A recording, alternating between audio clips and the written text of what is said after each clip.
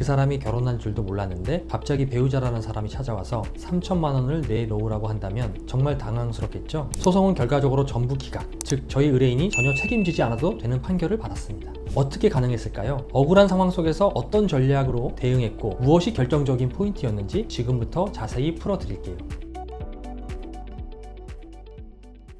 안녕하세요. 당신과 끝까지 함께하는 변호사 박선정입니다. 오늘은 민사사건 중에서도 요즘 정말 많이 문의 주시는 상간소송 이야기를 해보려고 해요. 그 사람이 결혼한 줄도 몰랐는데 갑자기 배우자라는 사람이 찾아와서 3천만 원을 내놓으라고 한다면 정말 당황스럽겠죠? 오늘 이야기의 주인공도 그런 상황을 겪으셨던 분입니다. 처음엔 연락처만 주고받은 사이였고 몇 번 만나 밥을 먹고 같이 술 한잔하고 이야기 나눈 정도였습니다. 그런데 어느 날 갑자기 그 사람이 결혼한 사람이었고 남편이 그걸 알게 되면서 상황이 완전히 바뀌었죠. 상대 배우자는 당신 때문에 우리 가정이 망가졌다며 법원에 손해배상 청구를 했고요. 의뢰인은 그제야 모든 상황을 알게 된 상태였습니다. 그런데요, 저희가 전부 이겼습니다. 소송은 결과적으로 전부 기각, 즉 저희 의뢰인이 전혀 책임지지 않아도 되는 판결을 받았습니다. 어떻게 가능했을까요? 억울한 상황 속에서 어떤 전략으로 대응했고 무엇이 결정적인 포인트였는지 지금부터 자세히 풀어드릴게요. 의뢰인은 중소기업을 운영하는 대표였습니다. 어느 날 거래처 회식이 끝나고 분위기에 떠밀려 2차로 나이트클럽에 가게 됐는데 그 자리에서 처음 보는 여성과 연락처를 주고받았습니다. 그 다음날 여성 쪽에서 먼저 연락이 왔고요.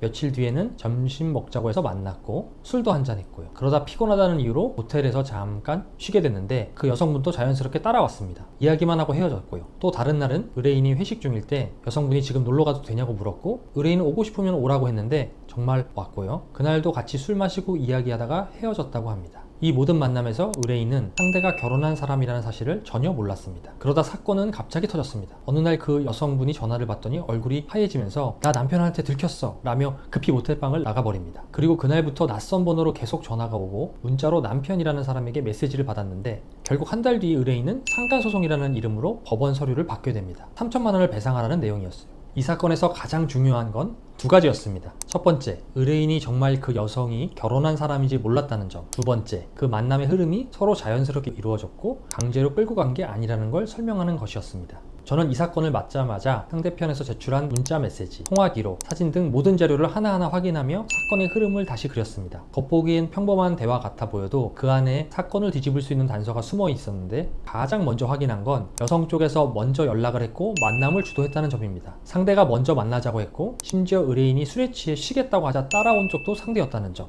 이 부분은 단순한 우연이 아니라 반복적인 패턴이었습니다. 또 중요한 건 여성이 한 번도 스스로 결혼했다고 밝힌 적이 없었다는 점입니다. 이건 의도적이든 아니든 법적으로 굉장히 중요한 판단 기준이 됩니다. 그래서 이 부분을 중심으로 의뢰인이 속은 상황이었다는 사실을 명확히 설명했습니다. 의뢰인과는 사건 초기부터 꾸준히 만나면서 당시 기억을 최대한 정확히 복원했고 말과 행동에 모순이 없도록 준비했습니다. 그리고 그 내용을 제가 직접 정리해 재판에 제출했습니다. 이런 과정이 쌓여서 전문가나 재판부 입장에서도 상대방이 결혼한 사람이라는 것을 알기 어렵다는 판단이 들고 명백한 고의도 없었다는 판단을 내릴 수 있도록 논리 구조를 만든 겁니다. 그래서 결과는 어떻게 됐을까요? 결국 재판부는 상대방의 주장을 받아들이지 않았습니다. 즉, 제 의뢰인이 승소한 거죠. 남편이 이 남자 때문에 우리 부부 사이가 망가졌다며 3천만 원을 요구했지만 법적으로는 그 주장을 뒷받침할 만한 증거가 충분하지 않았고 저희가 그 점을 정확히 짚어내서 좋은 결과를 이끈 건데요. 특히 이번 판결의 핵심은 원고 청구 전부 기각이라는 결과입니다. 법원은 의뢰인에게 법적인 책임이 전혀 없다고 판단한 겁니다.